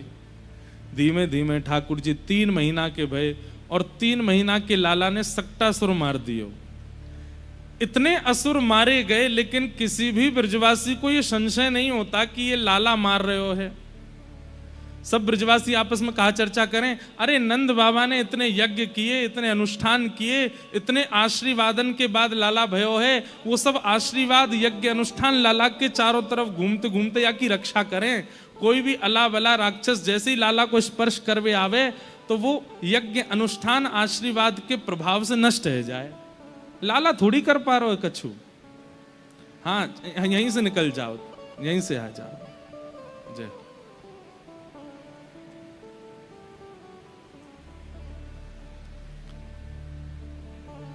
ऐसी स्थिति। एक बात हम आपको बताएं, एक बार वृंदावन के एक संत हमको एक बहुत अच्छी बात बता रहे थे कि भैया दिव्य भक्तगण, दिव्य संतजन, दिव्य दिव्य भगवान के अनुयायी वे आकाश में भ्रमण करते रहते हैं और प्रतीक्षा करते हैं कि कोई ऐसे माता पिता हमको दिखें जिनका जीवन शुद्ध हो, जिनके विचार शुद्ध हो, जिनका आचरण शुद्ध हो, ताकि हम उनके घर जन्म लेवें। इसीलिए किसी भी घर में अगर कोई भक्त जन्म लेता है तो निश्चित है या तो मां या फिर पिताजी, उनके चित्त में ऐसी भक्ति होगी, ऐसी निर्मलता होगी, तभी उनके घर एक परम वैष्णव का जन्म हुआ है। लेकिन आजकल परम वैष्णव जन्म नहीं ले पा रहे हैं, तो इसके पीछे कारण भी यही है कि उन संत चित्तों ने आपको स्वीकार नहीं किया, आपके यहां आना स्वीकार नहीं किया। इसलिए हमारी प्रार्थना है, नव विवाहित जो होते हैं या विवाह जिनका होने वाला है, विवाह के बाद दोनों साथ चल के ऐसा आचरण कीजिए कि कोई दिव्यात्मा आपको स्वीकार करे और आपके घर किसी भक्त का जन्म हो, किसी वैष्णव का जन्म हो। पर आप लोग अपना आचरण शुद्ध नहीं रखते, अपने विचार और अपने खान पान में शुद्धि नहीं करते, इसलिए कोई भक्त चित्त आपको स्वीकार नहीं करता। फिर बालक तो होते हैं सुंदर, लेकिन बड़े होके वो फिर धुंधुकारी जैसे हो जाते हैं, और फिर चिंता होती है, ये बालक ऐसा क्यों हो गया, ये ऐसा क्यों हो गया, ये ऐसे क्यों करता है, ये व्यसन क्यों करता है। क्योंकि आपका आचरण शुद्ध नहीं था, इसलिए किसी भक्त चित्त ने स्वीकार नहीं किया। ठाकुर जी जहां जहां जन्मे हैं उन माता पिताओं का आचरण देखिए आप। भगवान जन्मे देव की और वसुदेव के यहां, लेकिन ठाकुर जी को जितने देव की वसुदेव प्रिय थे उतने ही नंद यशोदा का आचरण भी प्रिय है। इसलिए जन्मे भले ही वहां, लेकिन पालन करवाने के लिए नंद यशोदा के पास चले गए। इसलिए हमारी प्रार्थना है, नव युवती युवकों से विवाह हो जाने के पश्चात थोड़ा जीवन व्यवस्थित जिया कीजिए, जब तक संतान ना आवे। देखिएगा फिर संतान के रूप में कोई परिवर्तन करने वाला कोई भक्त वैष्णव ही जन्म लेगा, क्योंकि वो आपको चुनते हैं। फिर जो संसार के संसारी भोगों में संलिप्त होने वाले बालक आते हैं ना, वो आपके कर्मों से आते हैं।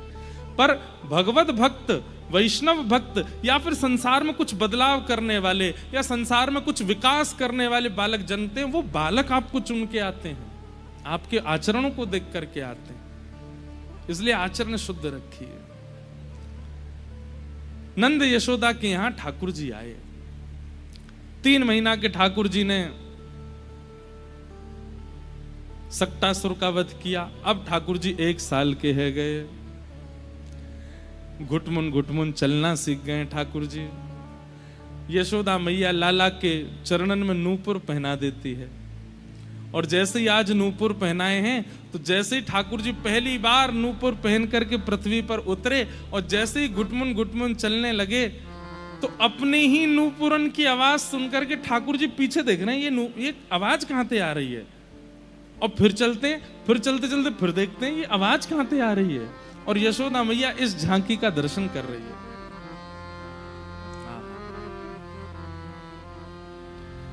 हमारे सूरदास जी का एक बहुत सुंदर पद है। ठाकुर जी जब बोलना सीख गए एक नया गुण है ठाकुर जी का। नहीं, ये पद नहीं है, दूसरा है।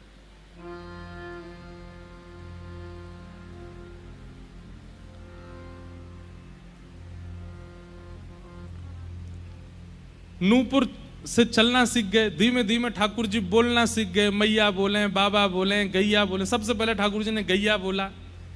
सूरदास जी का इतना सुंदर पद आज सुबह ही पढ़ रहा था मैं सोचा आज सुनाएंगे सबको, कि ठाकुर जी बोलना सीख गए। और जैसे ही बोलना सीखे तो ठाकुर जी क्या करते हैं, सबका नाम गा गा करके बुलाते हैं। ठाकुर जी मैया नहीं बोलते, मैया भी गाते हैं।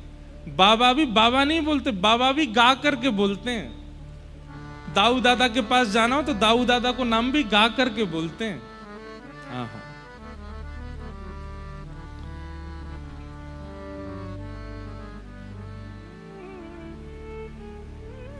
सूरदास जी वर्णन कर रहे हैं।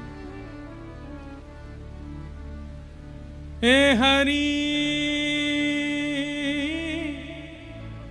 अपने आंगन कछु गावत, हे हरि आंगन कछु गावत, हे हरि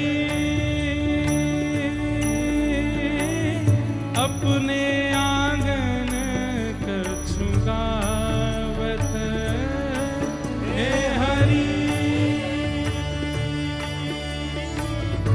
अपने आंगन कछु गावत। आप सब इस झांकी का दर्शन करो। सूरदास जी को दर्शन हो रहे हैं, कैसे गा रहे हैं ठाकुर जी, कैसा स्वरूप है। आंगन में बैठे हैं छोटे से लाला और कुछ गा रहे हैं। क्या गा रहे हैं? हे हरि अपने आंगन कछु गावत, हे हरि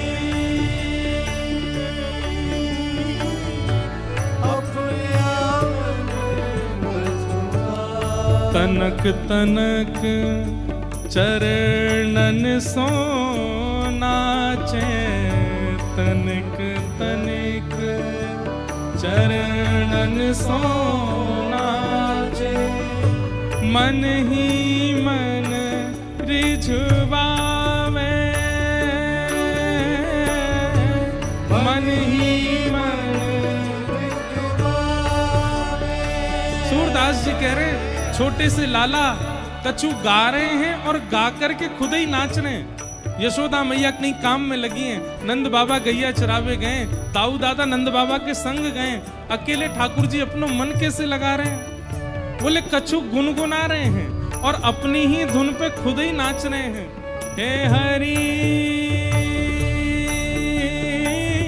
अपने आंगन कछु गावे, हे हरि अपने आंगन कछु गावत। तनिक तनिक चरणन सो नाचे, तनिक तनिक चरणन सो नाचे, हे मन ही मन रिझवावे, मन ही मन रिझवावे।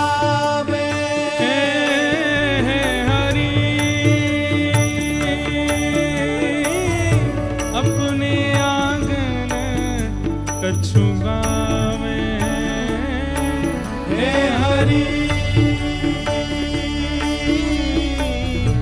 अपने आंगन और कछु गावत। यशोदा मैया काम में लगी हैं, नंद बाबा कहीं बाहर गैया चरावे गए हैं, दाऊ दादा संग गए, और तभी ठाकुर जी के नृत्य को देखवे के काजे छोटी छोटी बच्चियां आकर के द्वार पे खड़ी है जाएं, भीतर नहीं आ रही हैं, क्योंकि बच्चियान को भी ऐसा भय लगे नेक्से से हैं, हम कहीं भीतर कहीं डर के मारे गिर गए तो बाहर ही खड़ी खड़ी बच्चियां ठाकुर जी को देख रही हैं। सूरदास जी वर्णन कर रहे हैं, उन बचियान को देख करके ठाकुर जी भुजा उठा करके उनको ऐसे अपनी ओर बुला रहे हैं। कितनी सुंदर छवि है। बाह उठाए कारी धोरी, बाह उठाए कारी धोरी, बचियन टेर बुलावे, हाँ बचियन टेर बुलावे, ओ बचियन टेर बुलावे, बचियन टेर सब लोग बुलावे, हरि अपने आंगन कछु गावे, हे हरि अपने आंगन कछु गावे। ठाकुर जी अभी इतनो चलनो नहीं सीखे हैं, धीमे धीमे चरण रखते हैं, नेक नेक चलनो सीखे तो नाच रहे हैं, गा करके नाच रहे हैं। छोटी छोटी बच्चियां खड़े हैं करके ठाकुर जी को देख रही हैं, अपनी भुजा उठा के काली और गोरी जो बच्चियां हैं उनको अपने पास बुला रहे हैं, अपने समीप बुला रहे हैं। और वे अगर आवे में नेक डरे तो ठाकुर जी उनके समीप जा रहे हैं। और जब गैया छोटी छोटी बच्चियां आकर के लाला को घेर ले में, तो छोटी छोटी बच्चियां भी ठाकुर जी इतने ऊंची हैं। और ठाकुर जी कभी उनके कान पकड़े, कभी उनके गरे पकड़े, कभी उनको हृदय से लगावे। सूरदास जी इस भाव का दर्शन कर रहे हैं। और कबहू के बाबा नंद पुकारे, कबहू के बाबा, हमारे साथ गाइए सब लोग।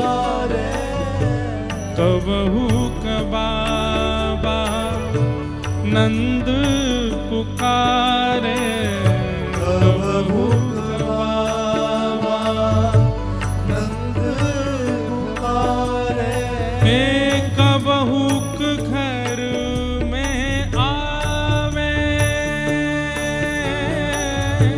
कबहू के घर में आवे। क्या भाव वर्णन कर रहे हैं। उन बच्चियान को अपने पास लेकर के ठाकुर जी दिखाना चाह रहे हैं नंद बाबा को कि बाबा मैं भी गैया चरावे वारो है वो। अभी 1 साल के हैं ठाकुर जी, तो द्वार पर जाते हैं और बाबा को ढूंढ करके पुकार रहे हैं। और जब बाबा नहीं दिखते तो फिर वापस भीतर आ जाते हैं। कबहू क बाबा नंद पुकारे, कबहू क बाबा हे कबहू क घर में आवे, कबहू घर में आवे, हे हरि अपने आंगन कछु गावे, हे हरि अपने आंगन कछु गावे, हे हरि अपने आंगन कछु गावे, हे हरि अपने आंगन कछु गावे। बंधुओं, खुले नेत्रों से इस पद को मत सुनिए, यहाँ तो नेत्र बंद करके अनुभव कीजिए ठाकुर जी का। छोटे से लाला हैं, नेक्सीसी कॉपीन पहन रखी है बस कमर पे, और कुछ नहीं पहना है। गदमदरा से हाथ हैं, गदमदरा से पांव हैं, गले में केवल एक मोती की माला है। घुंघराले केश हैं और ऊपर कुछ केशों की गूंथ बना करके मैया ने मोती से बांध रखे हैं, और बीच में केवल एक मोर पंख लगा है। बड़े बड़े कमल जैसे नेत्र हैं, नीलांबर हैं ठाकुर जी, और एक हाथ में गोरी बछिया और एक हाथ में धौरी बछिया को लेकर के ठाकुर जी आंगन में कछु गा रहे हैं। कहाँ गा रहे हैं कोई समझ नहीं आ रहा, बस कछु गा रहे हैं और नाच रहे हैं। थोड़ी देर ऐसी लीला करने के बाद ठाकुर जी के मन में कौतुक हुआ कि अब और कहाँ करूं। तो यशोदा मैया अपने काम में गई है, तो लाला के काजे नेक्स्ट 100 लोना मक्खन एक मट्टी के पात्र में धर के गई है किनारे पे। लाला को भूख लगेगी तो मक्खन खाए लेगो।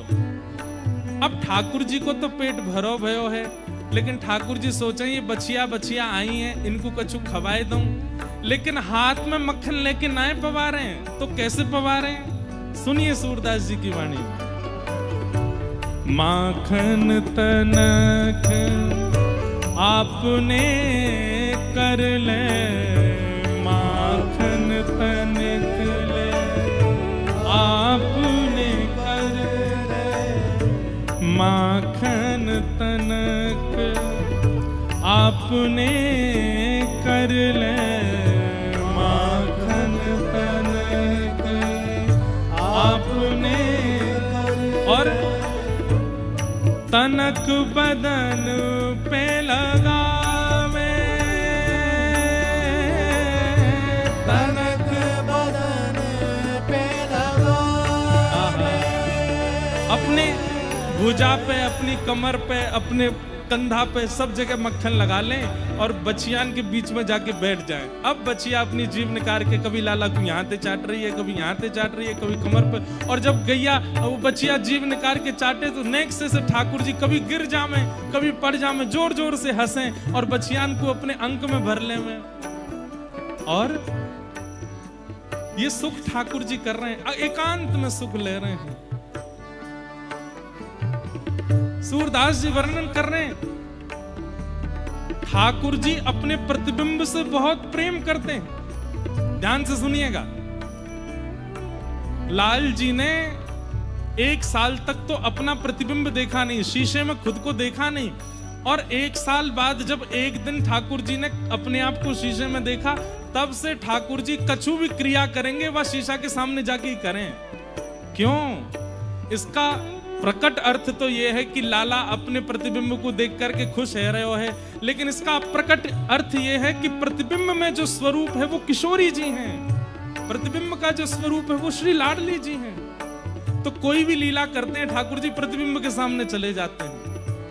आहा, दोनों बचियान को लेकर के अब ठाकुर जी वह खंभ के पास गए हैं जहां प्रतिबिंब लगो भयो है, और सूरदास जी कह रहे हैं, कबहू कचिते प्रतिबिंब खंभ में, कबहू कचिते प्रतिबिंब खंभ में, कबहू कचिते प्रतिबिंब खंभ में, कबहू कचिते प्रतिबिंब खंभ। और जो माखन अपने अंग पे लगायो, बचियान को खवायो, स्वयं खायो, नेक्स्ट 100 माखन अपने हाथ में लेके जामे और अपने खंभ में दिखवे वाले प्रतिबिंब के मुखमंडल पे वह मक्खन को लगामे।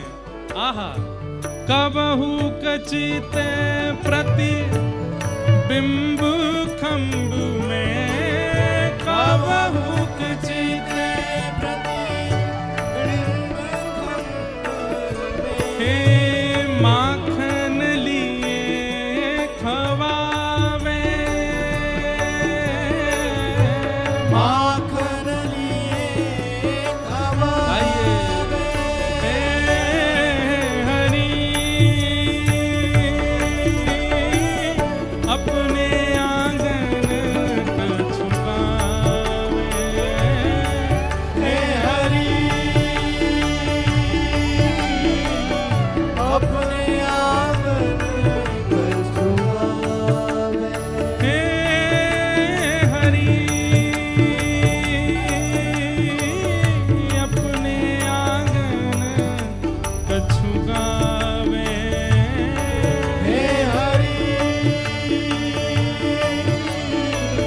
अपने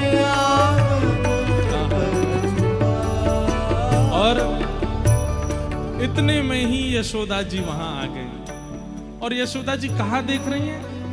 नेक्स्ट 100 लाला नीचे बैठो खंबा के पास, दोनों पांव आगे करके बैठो है, और वहां दोनों बच्चियां भी लेटी भई हैं। दोनों उनके सिर के ऊपर गर्दन पे ऐसे हाथ डाल करके लाला अपने ही प्रतिबिंब से बात कर रहा है।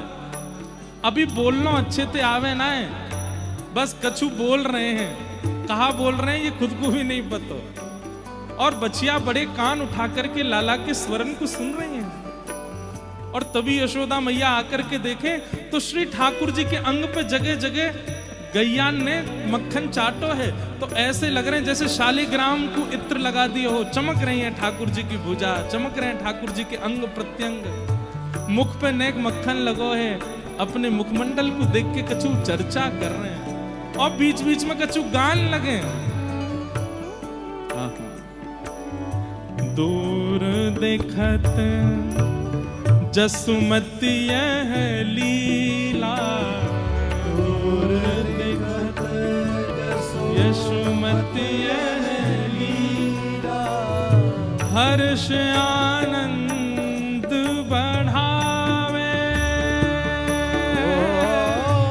हर्ष आनंद बढ़ावे। हे सूर श्याम के बाल चरित नित, सूर श्याम के बाल चरित, हे सूरदास नित बाल चरित के, सूरदास नित बाल चरित, हाँ नित ही देखत भावे, नित ही देखत भावे। हे हरि अपने आंगन कछु गावे, हे हरि अपने आंगन कछु गावे, हे हरि अपने आंगन कछु गावे, हे हरि अपने आंगन कछु गावे। बाह उठाए कारी धौरी, बाह उठाए कारी धौरी, हे गैयन तेर बुलावे, गैया तेरे बुलावे, बछिया टेर बुलावे, बछिया तेरे बुलावे, हे हरि अपने आंगन कछु गावे, हे हरि अपने आंगन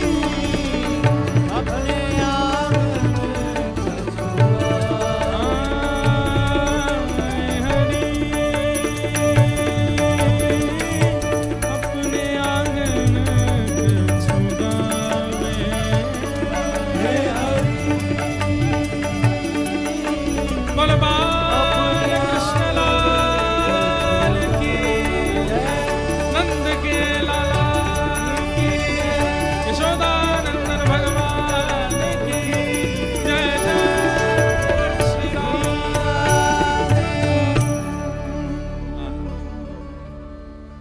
आज पहली बार हमने भी अनुभव किया इस रूप का सूरदास जी की वाणी में।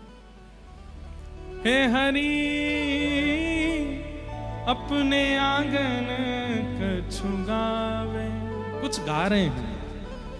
तनक तनक चरणन सो नाचे मन ही मन रिझवावे, मतलब छोटे छोटे चरणों से नाच रहे हैं गा करके और खुद ही खुद पे प्रसन्न हो रहे हैं। मन ही मन रिझवावे, कोई और प्रशंसा करे उसकी अब कामना नहीं है, खुद ही खुश हो रहे हैं अपने आप ही। बाह उठाए कारी धौरी बछिया निकट बुलावे। बछियान को बुला रहे हैं अपने पास और फिर बछियान के कंधा पे हाथ धर के बैठे हैं। थोड़ी देर बाद मन में आ रही है कि मैं नंद बाबा को दिखाऊं कि बाबा देखो मैं भी बछियान ने पकड़ लाऊं, मैं भी चरा लूं। अब मुंह को चरावे दो। 1 साल के ठाकुर जी की इच्छा अभी से प्रकट हो गई, वो बछिया चरानी है, गैया चरानी है। कब हुक बाबा नंद पुकारे, कब हुक घर में आवे। जैसे एक बालक होता है ना, वो कुछ क्रिया करने के बाद अपनी माँ को ढूंढता है, पिता को ढूंढता है, और जिस कमरे में वो हैं वहां झांक करके देखेगा और बुलाएगा, और जब आएंगे तो फिर उनका हाथ पकड़ के ले दिखाता है, देखो मैंने ये किया। ऐसे ही ठाकुर जी गैया बछियान के कंधा पे हाथ धर के बैठे, ये दिखाना चाह रहे हैं नंद बाबा को, लेकिन बाबा नहीं दिखते तो वापस आके बैठ जाते हैं। थोड़ी देर बाद ठाकुर जी को मन भयो ये बछियां आई हैं, इनको कुछ खवाता हूं, तो माखन तनक आपने कर ले। अपने कर में माखन लेके सीधे नहीं पवा रहे, तो कहा कर रहे हैं तनक बदन में नवावे, अपने बदन पे लगा रहे हैं। और फिर उसको छोटी छोटी बच्चियां जीभ निकाल के चाट रही हैं, सो गिलगिली है रही है, ठाकुर जी को हंसी आ रही है तो गिर रहे हैं। और फिर प्रतिबिंब में खुद को देखते हैं, तो आज बछियान को लेके गए हैं प्रतिबिंब के पास। कब हुक चेत प्रतिबिंब खंभ में, आहा, अपने संग गैयान को लेके प्रतिबिंब में देख रहे हैं। क्यों? क्योंकि प्रतिबिंब में जो स्वरूप है ये निकुंज लीला में श्री जी हैं, प्रतिबिंब में कोई और नहीं, किशोरी जी हैं। ठाकुर जी किशोरी जी इनको दिखावे लाए, देखो मेरी नई नई गैया। और प्रतिबिंब में दिखने वाले अपने स्वरूप को लौनी लिए खवावें, उनको भी मक्खन खवा रहे हैं। दूर दिखत जसुमति है लीला, हर्षानंद बढ़ावे। सूरदास के बाल चरित नित नित ही देखत भावे। सूरदास जी के ऊपर एक बहुत बड़ी कृपा थी ठाकुर जी की। बंधुओं एक बात सुनिएगा हमारी, सूरदास जी के प्रकट नेत्र नहीं थे, पर सूरदास जी ने जिस दिन श्रीमद् वल्लभाचार्य जी की शरणागति ग्रहण की, दीक्षा प्राप्त होते ही सूरदास जी को ठाकुर जी का बाल लीला दिखनी प्रारंभ हो गई। दीक्षा का मूल रूप क्या है? कई लोग दीक्षा इस भाव से लेते हैं कि अब हमारी जिम्मेवारी गुरु जी के हाथ है। नहीं, दीक्षा प्राप्त होते ही आपको भगवत अनुभव होना प्रारंभ होना चाहिए, जैसे सूरदास जी को होता है। सूरदास जी को ऐसी ऐसी लीलाएं दिखती हैं जो कहीं लिखी नहीं हैं, लेकिन वो लीलाएं सत्य हैं, ठाकुर जी ने वो की हैं। गुरु कृपा इसी को कहते हैं। सूरदास जी को बाल स्वरूप का दर्शन हो रहा है, मधुर गोपाल जी के दर्शन हो रहे हैं, ऐसे लाला अपनी लीला कर रहे हैं। बोलो बाल कृष्ण लाल की।